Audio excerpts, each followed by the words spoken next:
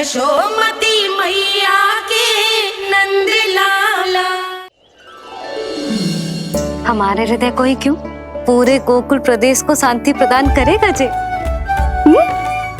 जन जन का हृदय भयमुक्त होगा, अत्याचारियों को सबक सिखा के पूरे गोकुल राज्य में प्रेम और शांति का राज स्थापित करेगा हमारा लल्ला। हाँ? अरे शीघ्र बचाओ कोई,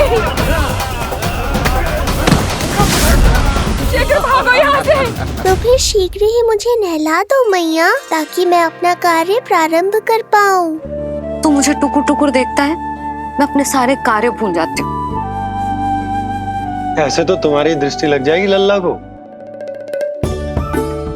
भला लल्ला को उसकी मैया की दृष्टि लगती है कभी? नीलमणि जे जल रहे हैं तेरी मेरी जोड़ी देख के। अच्छा? हाँ नहीं तो क्या हुआ मेरे लल्ला को?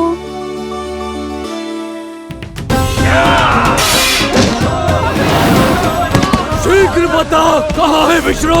ओहो, देर हो रही है, अब तो एक ही उपाय बचा है मेरे पास। ओ, क्या हुआ लल्ला को? हाँ, लल्ला को भूख लगो है? मैं लल्ला को दूध पिलाती हूँ। अरे मैया, दूध के लिए नहीं रो रहा हूँ मैं। इसकी लंगोट देख लो, कहीं गीली तो नहीं हो गई है। संभव ही ना है, अभी कुछ क्षण पहले तो बदली थी। क्या हुआ?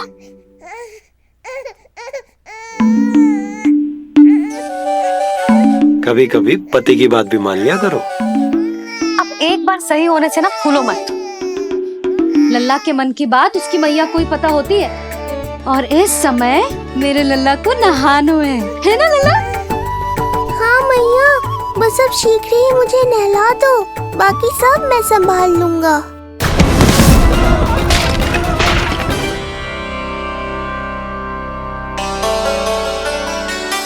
अब मैं अपने लल्ला को अच्छे से नहलाऊंगी, बिल्कुल वैसे ही जैसे उस माई ने सिखाया था। मैया, आपको नहीं पता कि आपका ये निर्णय कितने निर्दोष प्राणियों की रक्षा करने वाला है, क्योंकि आपका लल्ला एक अद्भुत लीला करने वाला है।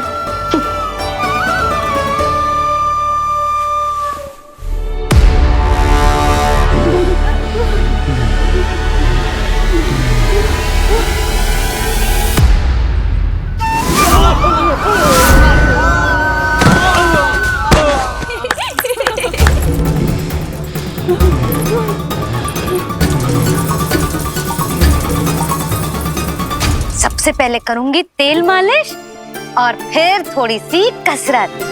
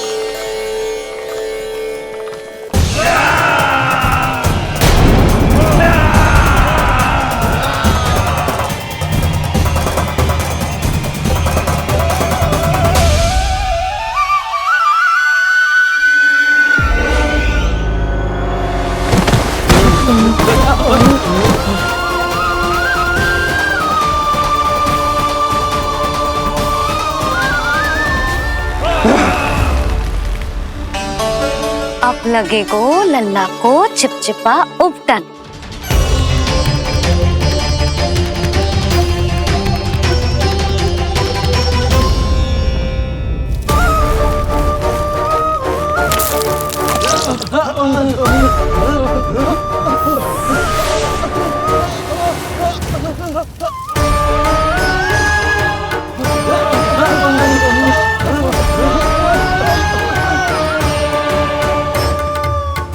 अब उपटन को सुखानो है ना, तो मैया और लल्ला बैठेंगे धूप में।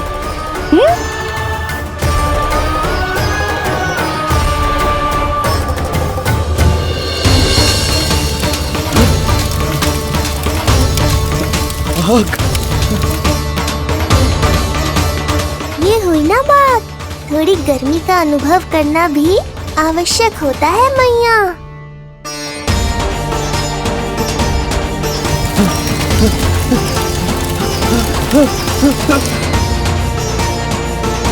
अरे मूर्खों, खड़े खड़े क्या देख रहे हो? पानी लो, बचाओ मुझे।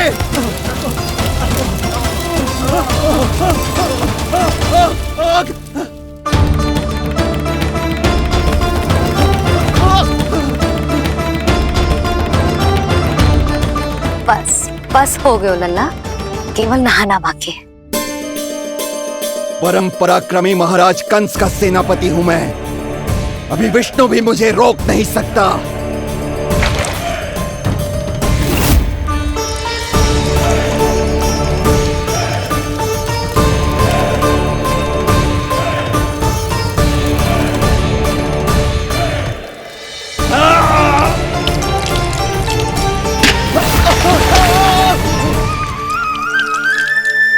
पानी बहुत गर्म तो ना है?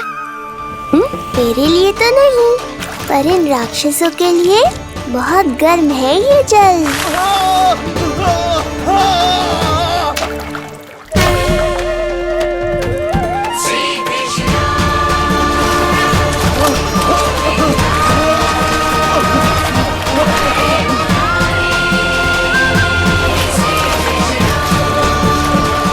ये कैसी माया है?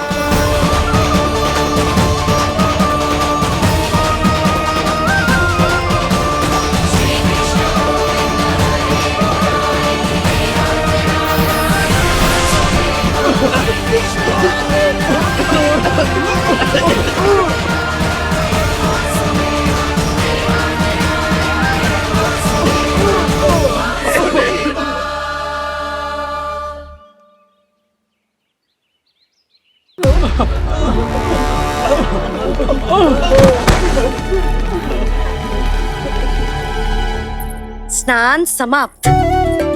हो गई तेरी छुट्टी है नीलमणि? राक्षसों की भी छुट्टी हो गई मैया, और गांव वालों को उनसे मुक्ति भी मिल गई। पर अब मैं थक गया हूँ और भूख भी बहुत लगी है। अच्छा लल्ला, जब मैं दूध पिला रही थी तो पीना ना था, और अब बिलक बिलक के रो है। यशोदा, नीलमणि दिखतो तो मेरे समान है, किंतु इसके नखरे तुम्हारे जैसे। पंडित जी आइए। मैं तो पंडित जी के बारे में बताने आया था, लल्ला के सृष्टि पूजन के बारे में कुछ। अब तुझे 6 दिवस का हो जाएगा। हाँ यशोदा रानी, उस दिन से आप अपने लल्ला को नया वस्त्र पहनाएंगी। मैं सबसे अच्छे वस्त्र चुनूंगी अपने लल्ला के लिए। पंडित जी आप केशव भैया से कह देंगे आने को। आसपास के सभी गांव में ना सबसे अच्छी पोशाक वही सिलते हैं। यशोदा, तुम पंडित जी को काम सौंप रही हो, मैं चला जाऊंगा। अरे पर केशव भैया का घर देवी मंदिर के रास्ते में ही पड़ता है, पंडित जी को कोई कष्ट ना होगा, है ना पंडित जी? हाँ यशोदा रानी, कष्ट का प्रश्न कहाँ उठतो है। मैं संदेश दे दूंगा। आज्ञा दीजिए। अब मैं अपने लल्ला के लिए ऐसे वस्त्र सिलवाऊंगी जो आज तक पूरे गोकुल में किसी और बालक ने ना पहने हो।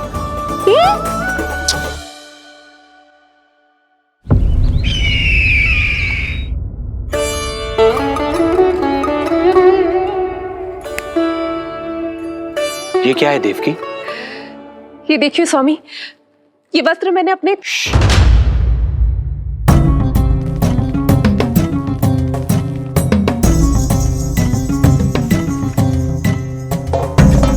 ध्यान रखिए देवकी, यहाँ की वायु भी कंस की गुप्तचर है।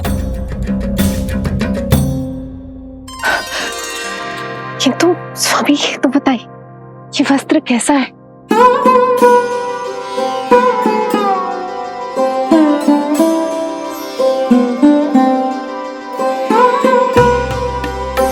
ये वस्त्र नहीं, अपनी ममता सी ली है आपने। उस पे यह वस्त्र बहुत अच्छा लगेगा। आप समझ क्यों ना रहो केशव भैया, बस वही वस्त्र दिखाना जो मेरे लल्ला पे सबसे अच्छे लगे। हाँ हाँ। ये देखिए,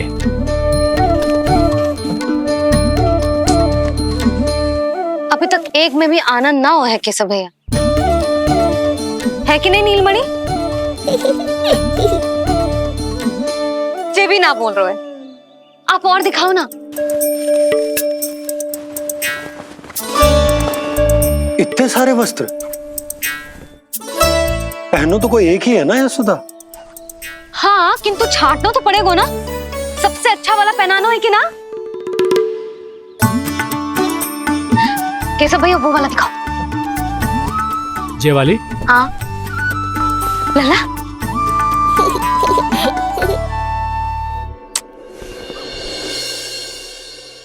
हर माँ की इच्छा होती है कि वो अपने पुत्र को षष्ठी उत्सव के दिन सबसे अच्छे वस्त्र पहनाए।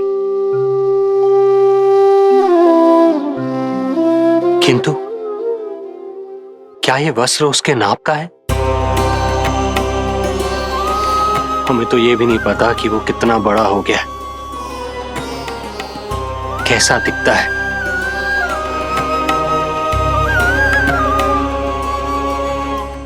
ये पहरेदारों ने दिया है। देवकी, हम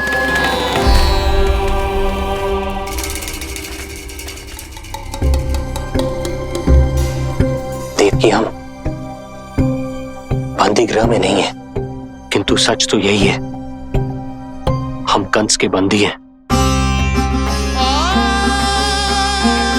काश कोई उपाय होता, किसी प्रकार हमारा पुत्र तुम्हारे सिले ये वस्त्र पहन पाता। काश।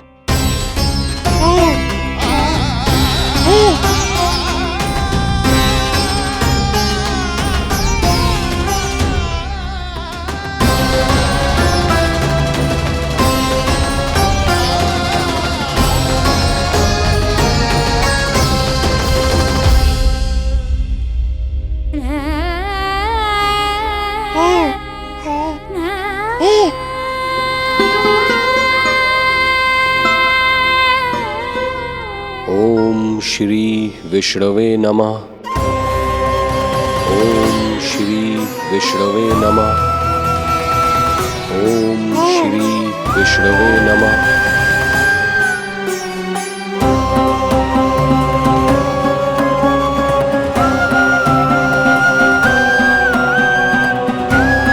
हमें तो ये भी नहीं पता कि वो कितना बड़ा हो गया,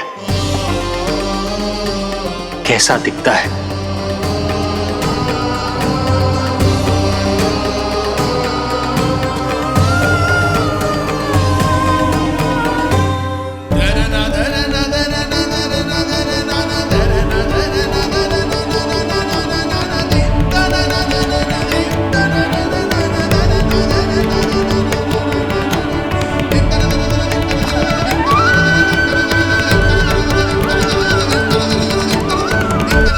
ओम श्री विष्णवे नमः। ओम श्री विष्णवे नमः।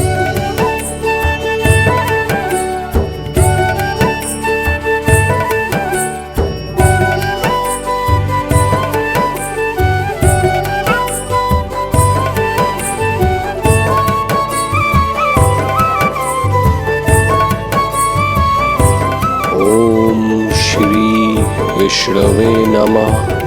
ओम श्री विष्णवे नमः।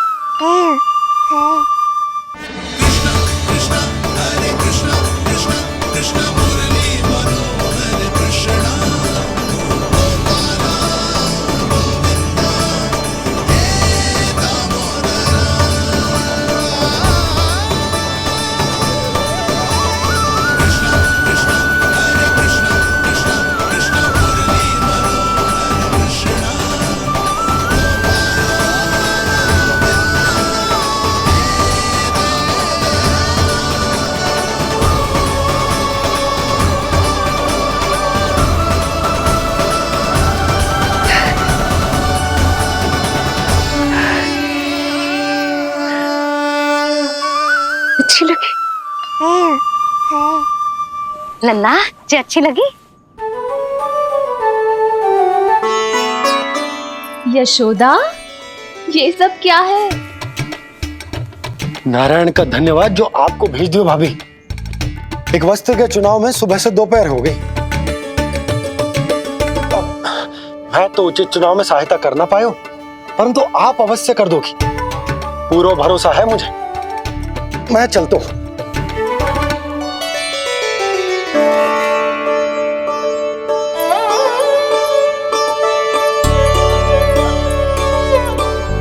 मैं क्या करूं जीजी?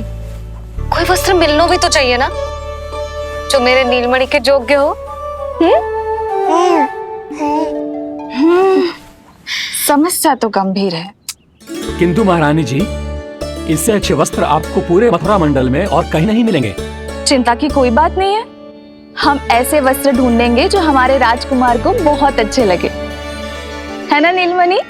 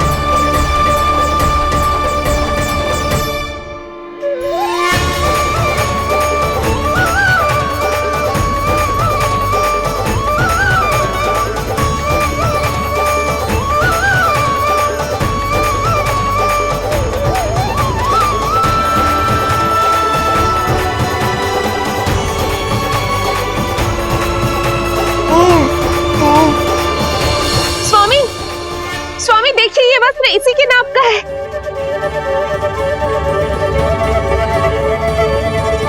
ये बिल्कुल सही नाप है स्वामी।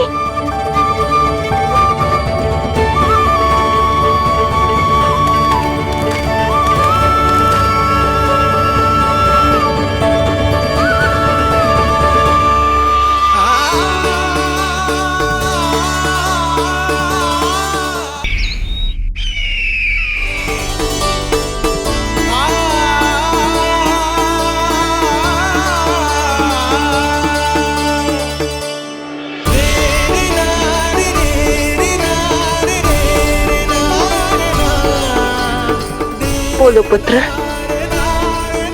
कैसे लगे ये वस्त्र?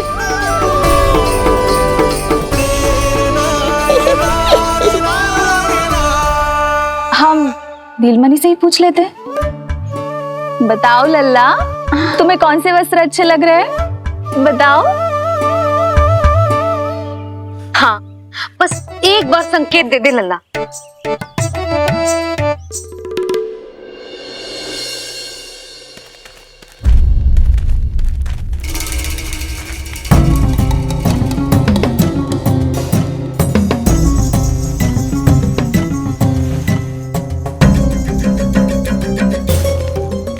हमारी एक टुकड़ी घायल अवस्था में वापस आ चुकी है। अवश्य ही कुछ बुरा हुआ है उनके साथ। तुम दोनों सतर्क रहना, हमारे कंस महाराज कभी भी आ सकते हैं।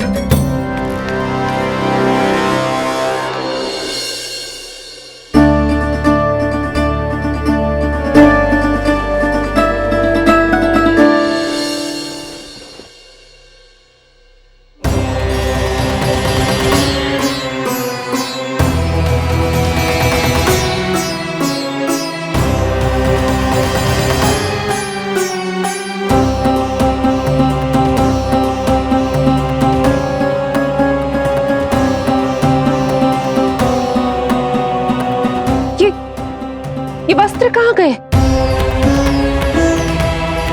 अवश्य ही हमने स्वप्न देखा होगा देवकी।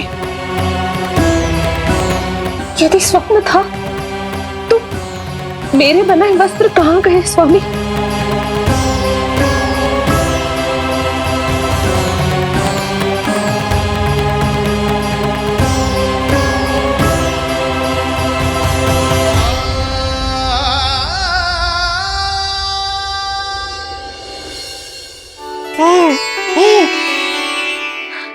ये देखो, लग तो है इसने स्वयं ही अपना वस्त्र चुन लियो है।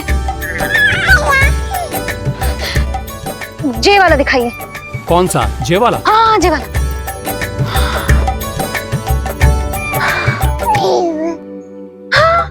अब उठाया है आपने सही वस्त्र। क्या केशव भैया, तब से जो सिली हुई पोशाक रखो है आपने, और हमें तब से आप पूरा वस्त्र दिखा रहे थे।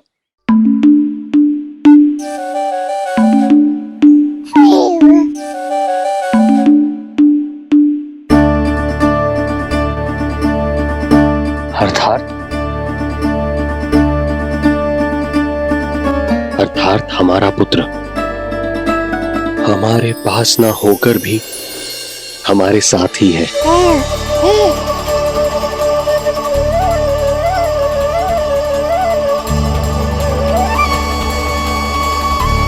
सही कहा स्वामी,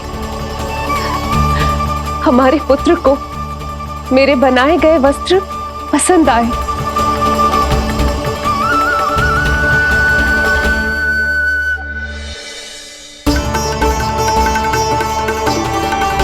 और उसने हमारी भेंट स्वीकार कर ली।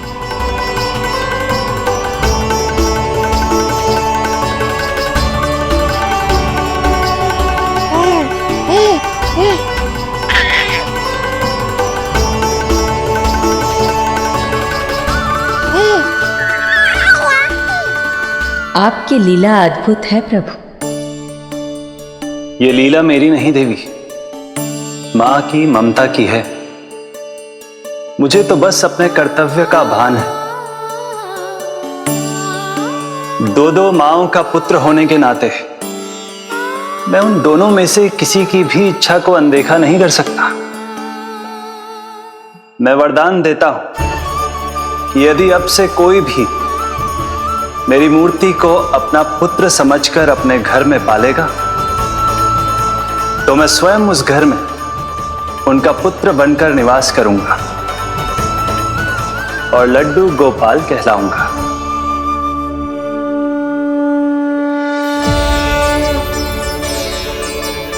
प्रभु, आप जहां होंगे मुझे तो वहां होना ही है।